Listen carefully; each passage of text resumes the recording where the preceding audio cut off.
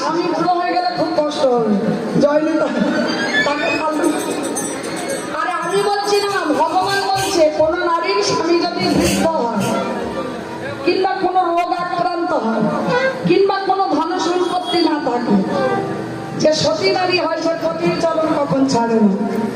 বর্তমান সমাজের মেয়ের বিয়ে দিতে গেলে আগে শুনবে সে ছেলে কি করে, ছেলে কি করে। এই দেখুন আমাদের গ্রামে একটা ঘটক এসেছিল জানেন, তার 3 তলা বাড়ির মেয়ে দেখতে এত সুন্দর দেখতে, মানে ডানা কাটা পরি বললে ভুল হয় না। ঘটক এসেছে, ছেলের বাবা জিজ্ঞাসা করেছে যে মেয়ের বাবা জিজ্ঞাসা করেছে